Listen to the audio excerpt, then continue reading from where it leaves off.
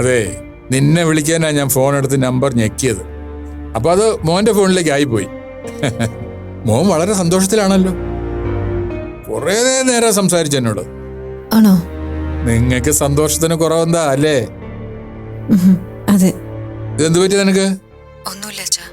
സാധാരണ ഫോൺ എടുത്താ ഒരു 100 ചോദ്യം ഒന്നിച്ച് ചോദിക്കുന്നതാണല്ലോ. ഇതെന്താ മുക്കലും മൂളലും മാത്രം? കുട്ടികളുടെ പഠിത്ത കാര്യങ്ങളിൽ കുറച്ച് ദിവസമായി ശ്രദ്ധിക്കാൻ പറ്റിയില്ല. ഇന്നാ ഒന്ന് സമയം കിട്ടിയത്. അതിന്റെ തിരക്കിലായതുകൊണ്ടാവാം. ഉത്തരവാദപ്പെട്ട ജോലി തിരക്കിനിടയിലും സ്വന്തം കുഞ്ഞുങ്ങളുടെയും ഭർത്താവിൻ്റെയും കാര്യം വളരെ കൃത്യമായി ചെയ്യാൻ കഴിയുക എന്ന് പറഞ്ഞാൽ അത് ദൈവത്തിന്റെ അനുഗ്രഹം കിട്ടിയ കുടുംബമെന്നാ പറയാറ്. അച്ഛനെ കിടന്ന് പ്രാർത്ഥിക്കുന്നതും യാചിക്കുന്നതും ഒക്കെ വെറുതെ ആവുന്നില്ല എന്ന് ചുരുക്കം. അതെ അച്ഛാ. ഈശ്വരാ, എല്ലാം എന്നും നിലനിൽക്കട്ടെ മോളെ. ആ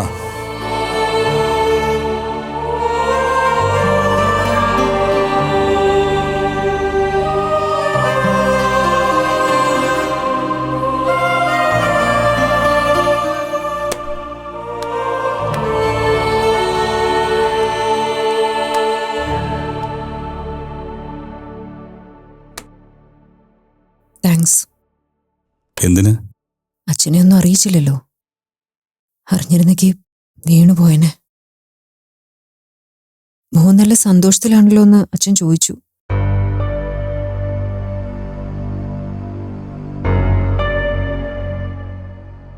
ആണല്ലോ അല്ലേ?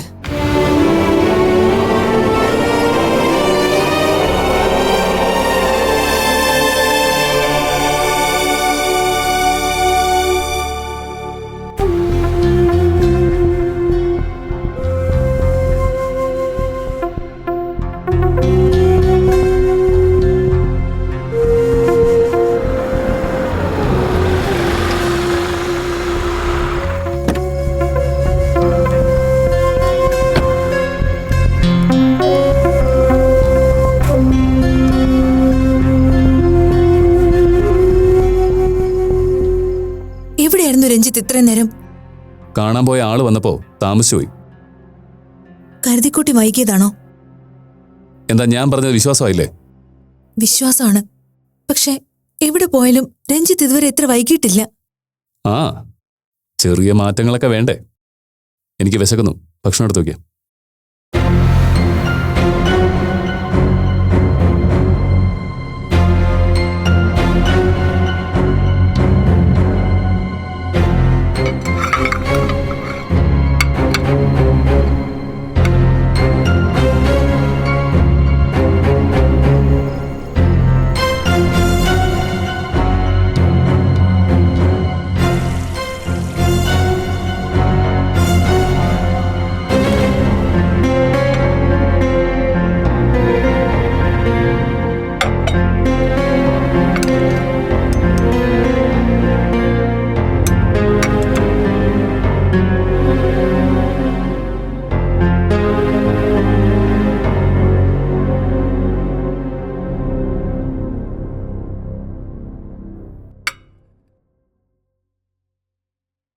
കഷ്ടമാണ് രഞ്ജിത്ത്.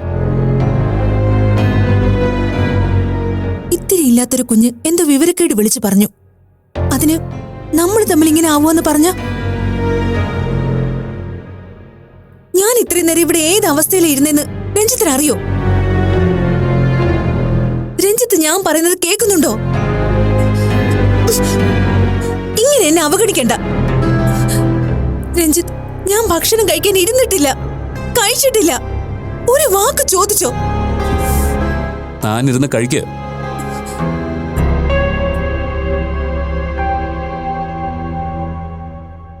എന്താ, എന്തേലും പറയാനുണ്ടോ? എന്റെ ഭാഗത്തൊരു തെറ്റുമില്ലെന്ന് രഞ്ജിത്ത് മനസ്സിലാക്കണം. കുറച്ച് സമയത്തേക്ക് നമുക്കൊന്ന് സ്ഥാനം വെച്ച് മാറിയാലോ? തന്റെ സ്ഥാനത്ത് ഞാനും എന്റെ സ്ഥാനത്ത് താനുമാണെന്ന് ചിന്തിക്കണം.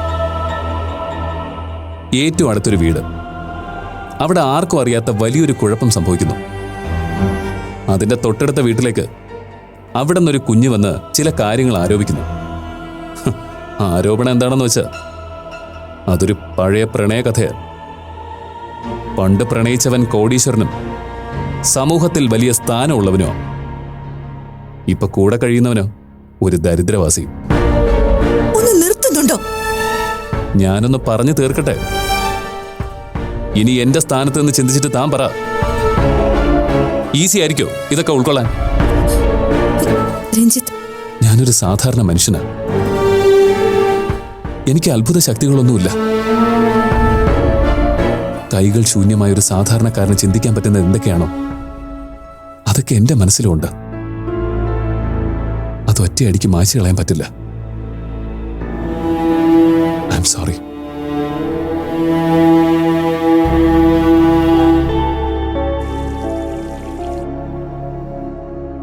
രഞ്ജിത്ത്, ഭക്ഷണം കഴിച്ചു തീർക്ക്.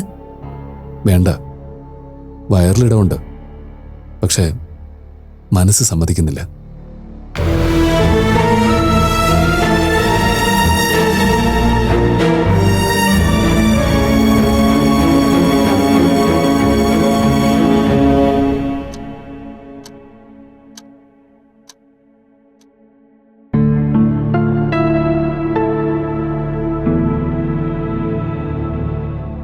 സുമ,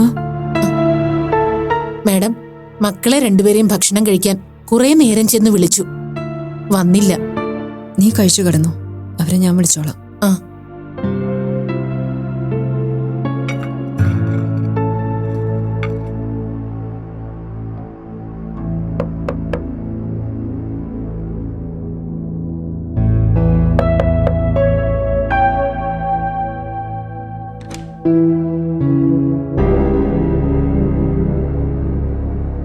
പതിനൊന്ന് മണിയായി. ഭക്ഷണം കഴിക്കണ്ടേ? ഓ, ഞാനത് മറന്നുപോയി. ഞാൻ മക്കളെ വിളിക്കട്ടെ?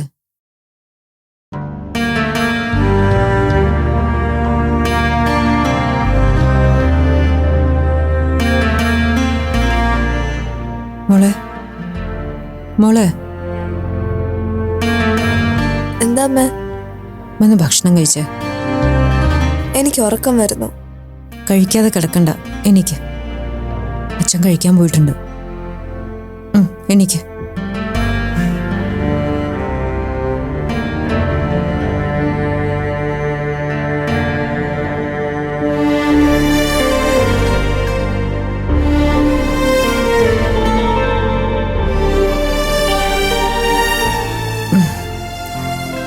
ഉറങ്ങിയില്ല അല്ലേ ഇതുവരെ? വാ, ഭക്ഷണം കഴിക്കാം. എനിക്ക് വേണ്ട അമ്മേ. ആ ഒന്നും പറഞ്ഞാൽ ശരിയാവില്ല. അച്ഛനും ചേച്ചിയും കാത്തിരിക്കുക.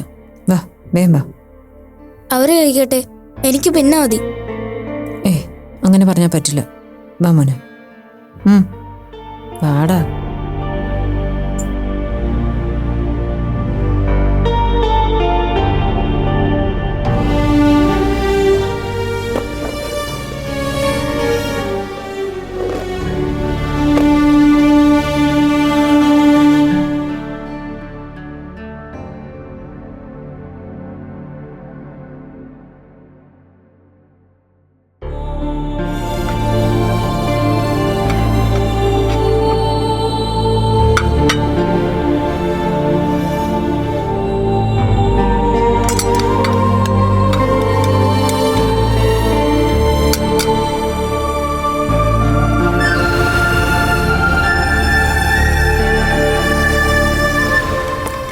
दो तीन चार पाँच छः सात आठ नौ 10 11 12 13 1 2 3 4 5 6 7 8 9 10 11 12 13 तेरा करो गिन गिन गिन के.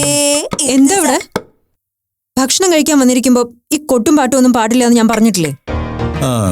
അത് അമ്മയുടെ കൺവെൻഷനിലാണ് മക്കളെ. ഭക്ഷണമേശയെ ദൈവം ഇരിക്കുന്ന സ്ഥലമായിട്ട് കാണണം, പ്രാർത്ഥിച്ചുകൊണ്ട് കഴിക്കണം. അപ്പൊ പിന്നെ നമ്മൾ എന്താ വേണ്ടേ? അടിച്ചു പൊളിക്കണം. ആ യെസ്, പാടു മക്കളെ.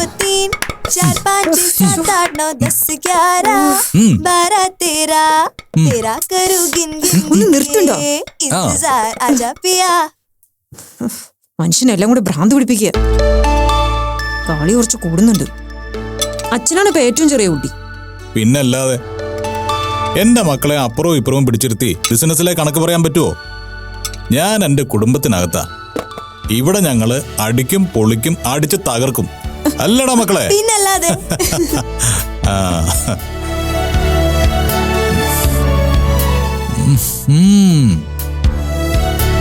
ദാ. നീ വാ. ആ. ഓ, അച്ഛാ, അമ്മയ്ക്കൊരു പിടി കൊടുക്ക്. എനിക്കൊന്നും വേണ്ട. അയ്യോ, അമ്മയുടെ നാണം കണ്ടോ? നിർബന്ധിച്ചു. അമ്മ ഞങ്ങളുടെ കൂടെ ഇല്ലാതിരിക്കുമ്പോഴേ അച്ഛൻ അമ്മയ്ക്ക് വാരി കൊടുക്കുന്നത് ഞാൻ കണ്ടിട്ടുണ്ട്. ഞാനും കണ്ടിട്ടുണ്ട്.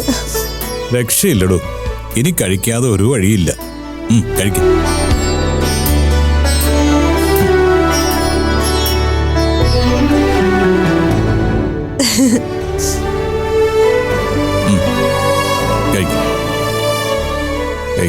വാടാ.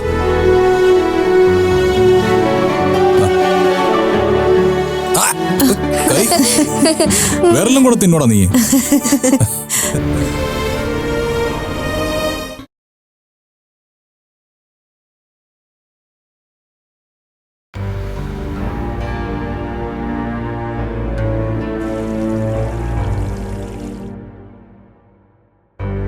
മോനെന്താ കഴിക്കാത്ത? അവരൊക്കെ കഴിച്ചു കഴിഞ്ഞത് കണ്ടില്ലേ? മോൻ കഴിക്ക്. വേണ്ട അമ്മേ, വിശക്കുന്നില്ല. എന്താ മോനേത്? നമ്മളെ സന്തോഷമൊക്കെ പോയല്ലേ അമ്മേ? എല്ലാം ഞാൻ കാരണമല്ലേ? അതൊക്കെ അമ്മ പറഞ്ഞു തീർത്തില്ലേ? ഇനി അതൊന്നും ഓർക്കണ്ട. അമ്മ വാരിത്തരാം മോന്.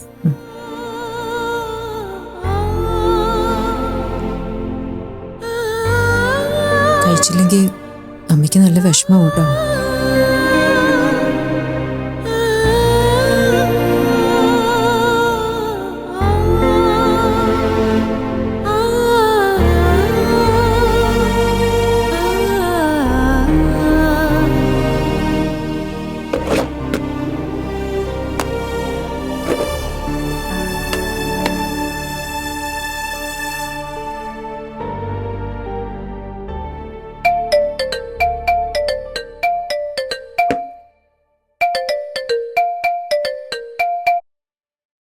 ഹലോ.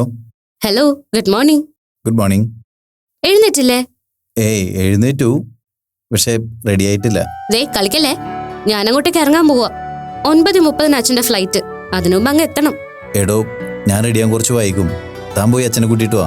എന്നൊരു കാര്യം ചെയ്, റെഡി ആവണ്ട. ഞാൻ അങ്ങോട്ട് വന്നിട്ട് ഏത് കോലത്തിലാണോ അതുപോലെ പൊക്കിക്കൊണ്ട് പോയിക്കോളാം. സ്നേഹ പ്ലീസ്. ഇങ്ങോട്ടൊന്നും പറയണ്ട. ഒരു 15 മിനിറ്റിനകം ഞാൻ അങ്ങോട്ട് വരും നിന്നെ പൊക്കാൻ. ഏത് കണ്ടീഷനിലായാലും നമ്മൾ ഒന്നിച്ചേ അച്ഛനെ റിസീവ് ചെയ്യാൻ പോകുന്നുള്ളൂ. എടോ, ഇങ്ങോട്ടൊന്നും പറയണ്ട. ആരോ പുറത്ത് വന്നിട്ടുണ്ട്, ഞാൻ നോക്കട്ടെ. ദേ 15 മിനിറ്റിനുള്ളിൽ റെഡി ആയിക്കോണം. അല്ലെങ്കിൽ നിന്നെ ഞാൻ ശരിയാക്കും, നിന്റെ ഫാദറിനെ ഞാൻ ശരിയാക്കും. എടോ,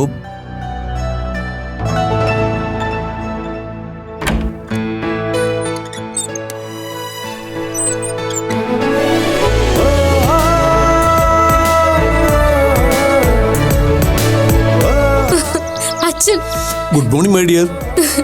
9:30 ഫ്ലൈറ്റ് എന്ന് പറഞ്ഞിട്ട് ഇതെന്താ? അച്ഛാ, എനിക്കറിയാം നീ എന്നെ സ്വീകരിക്കാൻ എന്തെങ്കിലും സർപ്രൈസ് ഒരുക്കി വെച്ചിട്ടുണ്ടാവും. എന്നാൽ പിന്നെ നിനക്ക് ഞാനൊരു സർപ്രൈസ് തരാമെന്ന് കരുതി. എന്നാലും അച്ഛൻ എന്നെ പറ്റിച്ചു കളഞ്ഞല്ലോ. ഇതെന്താ, ലഗേജ് ഒന്നുമില്ലേ? ആഹാ, അച്ഛൻ പ്രവാസ ജീവിതം അവസാനിപ്പിച്ചു വരുമ്പോ ലഗേജിലേക്കാ നോട്ടം. ഡോക്ടറായാലും സാധാരണക്കാരിയായാലും അതിലൊന്നും ഒരു വ്യത്യാസവും ഇല്ല. അതുകൊണ്ട് ചോദിച്ചതല്ല. സാധാരണ അച്ഛൻ വരുമ്പോ ഇങ്ങനെയല്ലല്ലോ. ലഗേജ് ഒക്കെ നാളെ വന്നോളും. ആ, നീ വാ.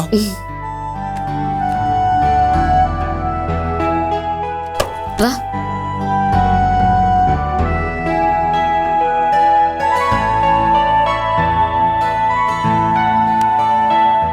കൊള്ളാലോ, എല്ലാം വൃത്തിയും വെടിപ്പുമായി അടുക്കി വെച്ചിട്ടുണ്ടല്ലോ. ആ, അപ്പൊ പഠിച്ചു അല്ലേ? അതോ ആരെങ്കിലും നിർത്തി ചെയ്യിച്ചാണോ? ആ, പിന്നെ ഇവിടെ 10-20 പണിക്കാരുണ്ട്. ചോദിക്കുന്ന ചോദ്യം കേട്ടില്ലേ? ഞാൻ എന്ത് വൃത്തിയായിട്ടേ വീട് കൊണ്ടു നടക്കുന്നെന്നറിയോ? ആ, ചായ, കാപ്പി, ജ്യൂസ്, വെള്ളം, ഏതാ വേണ്ടേ? ഇതെന്താ കോഫി ഷോപ്പോ? പാരാ. അതിനൊക്കെ ഇനി ഇഷ്ടം പോലെ സമയമുണ്ടല്ലോ. അച്ഛൻ ഇനി വീട്ടുകാര്യസ്ഥനല്ലേ? ഇനി വിശ്രമിക്കാൻ പോവല്ലേ? അത് ശരി. അപ്പൊ കംപ്ലീറ്റ്ലി റിട്ടയർഡ്? ഏയ് അല്ലല്ല, കുറച്ചു നാൾ കഴിഞ്ഞിട്ട് ഇവിടെ എന്തെങ്കിലും കൊള്ളാവുന്ന ബിസിനസ് നോക്കണം. അല്ലെങ്കിൽ ബോറായി പോവില്ലേ? അതൊക്കെ നോക്കിക്കോ. ഇനി ഉത്തരവാദിത്തങ്ങളൊക്കെ തീർത്തിട്ട് മതി പുതിയൊരു ബിസിനസ്സിലേക്ക് കയറുന്നത്. ഉത്തരവാദിത്വം? എന്തുത്തരവാദിത്വം? ഉത്തരവാദിത്വമൊന്നുമില്ലേ? പ്രായം തികഞ്ഞൊരു മകളുണ്ട്. നല്ലൊരു ചെക്കന് കണ്ടുപിടിക്കണ്ടേ? അവളുടെ കല്യാണം നടത്തണ്ടേ? അങ്ങനെ ചില ആഗ്രഹങ്ങളൊക്കെ ഉണ്ടോ? പിന്നല്ലാതെ. എന്തൊരു ചോദ്യം ഇത്? ഞാൻ നിന്നെ മെഡിക്കൽ കോളേജിൽ ചേർക്കാൻ പോയ ദിവസം ഓർമ്മയുണ്ടോ? അന്ന് ഞാനൊരു തമാശ പറഞ്ഞു, കൂട്ടത്തിൽ ഏതെങ്കിലും കൊള്ളാവുന്ന ഒരുത്തനെ കണ്ടുപിടിച്ചോളാൻ.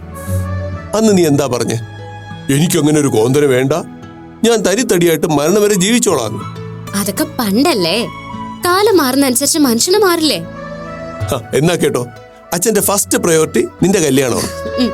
ഒന്ന് കുളിച്ച് റെഡിയായിട്ട് നേരെ മാട്രിമോണി സൈറ്റിലേക്ക് ഒരു കയറ്റമാണ്. ഇന്ന് വൈകുന്നേരത്തിന് മുമ്പ് നമുക്ക് കണ്ടുപിടിച്ചേക്കാം.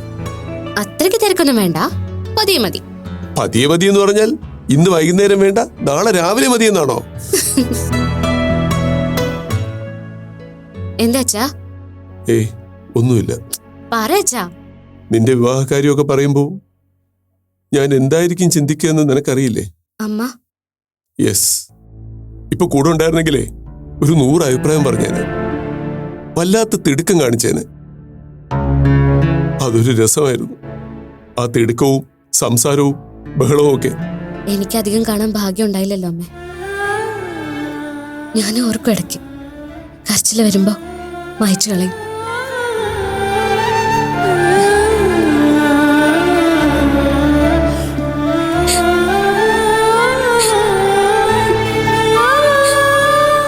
സാരമില്ല, അമ്മ സ്വർഗത്തിരുന്ന് കാണുന്നുണ്ട്, ഉറപ്പാ.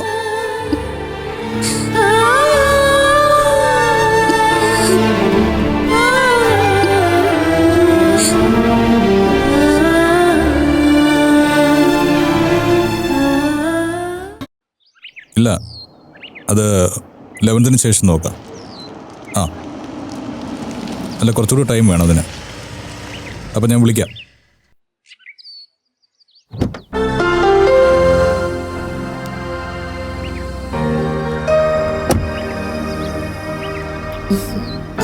Good morning Sarang sir. Good morning. ആരാ? ഞാൻ സ്നേഹ. സ്നേഹ? എനിക്കൊരു ഫ്ലാറ്റ് വേണമായിരുന്നു. ഐ എം സോറി, അത്തരം കാര്യങ്ങളൊക്കെ ഓഫീസിലാണ്. പക്ഷേ ഓഫീസിൽ വരാൻ എനിക്ക് നേരമില്ല. എനിക്കൊരു കൊച്ചു ഫ്ലാറ്റ് മതി, ഒരു 1000 സ്ക്വയർ ഫീറ്റ് ഒക്കെ ഉള്ള. സിറ്റിയുടെ ഒത്ത നടുക്കായിരിക്കണം. ഒരു 15ാം നിലയുടെ മുകളിലൊക്കെ ആണെങ്കിൽ വളരെ സന്തോഷം. അവിടെ ഇരുന്ന് സിറ്റി മൊത്തം കാണാമല്ലോ. അതിനിപ്പോ എന്ത് കോസ്റ്റ് വരും? സി, അതൊക്കെ നോക്കിയാലേ പറയാൻ പറ്റൂ. ഇവിടെ ഞാൻ ബിസിനസ് കാര്യങ്ങളൊന്നും എന്റർടൈൻ ചെയ്യാറില്ല. ഇതെന്തൊരു മനുഷ്യനാ! രാവിലെ തന്നെ ഒരു പെൺകൊച്ച് കൊള്ളാവുന്ന ഒരു ബിസിനസ് ആയിട്ട് മുന്നിൽ വന്നു നിന്നപ്പോ എനിക്ക് താല്പര്യമില്ല, വന്ന വഴിക്ക് പോയിക്കോന്ന് പറയുന്ന ഒരാളെ ആദ്യമായിട്ട് ഞാൻ കാണുക. അല്ല, ഈ ആറ്റിറ്റ്യൂഡും വെച്ച് ഇത്രയും വലിയ ബിസിനസ് സാമ്രാജ്യം എങ്ങനെയാ ഉണ്ടാക്കിയത്? സമ്മതിക്കണം. കുട്ടി, ആവശ്യക്കാരിയാണെങ്കിൽ ഓഫീസിൽ തന്നെ വന്നോളൂ, ഞാൻ അഡ്രസ് തരാം. അതിനൊന്നും എനിക്ക് സൗകര്യമില്ല. അങ്ങനെയാണെങ്കിലേ താങ്കളുടെ ഫ്ലാറ്റ് എനിക്ക് വേണ്ട. ആയിക്കോട്ടെ. അല്ല, ഈ വീട്ടിൽ മറ്റാരും ഇല്ലേ? അതോ കോട്ട പോലൊരു വീടും കെട്ടി അതിന്റെ പുറത്തിങ്ങനെ കാവല് നിൽക്കണോ? കുട്ടി പ്ലീസ്, എന്തിനാ വെറുതെ എന്റെ പേഴ്സണൽ കാര്യങ്ങൾ ഇടപെടുന്നേ? മനുഷ്യര് പരസ്പരം ചില കാര്യങ്ങളിലൊക്കെ ഇടപെടില്ലേ? പക്ഷെ എനിക്ക് എന്റെ കുടുംബകാര്യങ്ങളിൽ മറ്റൊരാൾ ഇടപെടുന്നതിൽ താല്പര്യമില്ല. എന്ത് ചെയ്യാനാ? എനിക്കാണെങ്കിൽ ഈ അന്യരുടെ കുടുംബ വിഷയങ്ങളിൽ തലയിട്ടില്ലെങ്കിൽ ഒരു സമാധാനം കിട്ടില്ല. അതൊക്കെ പോട്ടെ. എവിടെ സാറിന്റെ ഭാര്യയും മക്കളും ഒക്കെ? ഞാൻ ഒന്ന് കാണട്ടെ. നിക്ക്, ഇവിടെ നിക്ക്. എന്താ കുട്ടിയുടെ ഉദ്ദേശം? വീട്ടിനകത്തേക്ക് കയറണ്ട. സാറേ, മേഡത്തിന് അറിയാവുന്ന കുട്ടിയാ. അന്ന് അച്ഛനും അമ്മയും ഉണ്ടായിരുന്നപ്പോ വന്നെന്ന് പറഞ്ഞില്ലേ ഡോക്ടർ സ്നേഹ? അതെ, ഞാൻ ആദ്യമായിട്ട് വന്നു കയറിയപ്പോഴേ എല്ലാവർക്കും ഒരു സർപ്രൈസ് കൊടുത്തിരുന്നു. അന്ന് സാറ് മാത്രമാ ബാക്കിയായത്. എന്നാ പിന്നെ ബാക്കിയുള്ളത് സാറിനായിക്കോട്ടെ എന്ന് കരുതി. പക്ഷെ ഞാൻ സമ്മതിച്ചു കേട്ടോ, ബിസിനസിന്റെ കാര്യത്തിലും പക്ക, കുടുംബത്തിന്റെ കാര്യത്തിലും പക്ക. A perfect man. ഡോക്ടർ മൈഥിലിക്ക് ഇതിനേക്കാളും ചേരുന്ന ഒരു ജോഡി കിട്ടാനില്ല. അല്ല, ഇനി അകത്തേക്ക് പോവാലോ അല്ലേ? കുടുംബ വിഷയത്തിൽ അത്യാവശ്യം തലയിടാലോ അല്ലേ?